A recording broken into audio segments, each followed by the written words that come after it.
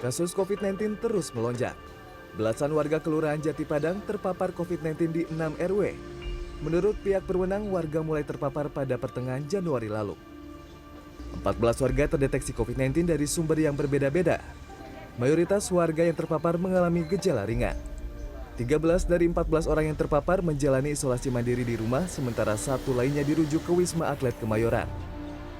Menurut data covid19.go.id pada 1 Februari 2022, pasien terkonfirmasi positif PCR dan rapid antigen bertambah sebanyak 16.021 kasus. Pemerintah mengklaim naiknya kasus COVID-19 lantaran kenaikan testing dan tracing yang dilakukan. Per tanggal 30 Januari, jumlah orang yang dites adalah 5,75 per 1.000 penduduk. Jumlah ini jauh atas anjuran WHO yang sebanyak 1 per 1.000 penduduk. Namun demikian, harus diwaspadai positivity rate yang mengalami kenaikan sebesar 3,65%. Sehingga total positivity rate PCR test telah mencapai 24%, jauh melebihi standar WHO yang hanya 5%.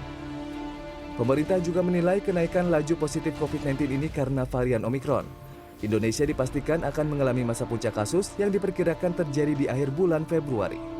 Penularannya ini tinggi sekali dan Indonesia pasti akan mengalami ini. Jadi kalau puncaknya kita dulu pernah 57.000 per hari, kita mesti siap-siap dan hati-hati dan waspada, tidak perlu kaget kalau melihat di negara-negara lain itu bisa 2 kali sampai 3 kali di atas puncak Delta. Kita masih belum tahu berapa puncaknya akan terjadi di Indonesia, yang perkiraan kami akan terjadi di akhir Februari. Penambahan kasus COVID ini tentu berimbas pada ketersediaan tempat perawatan di rumah sakit rujukan COVID-19.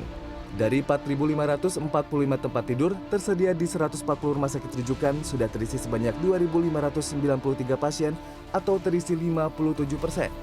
Tim Liputan CNN Indonesia.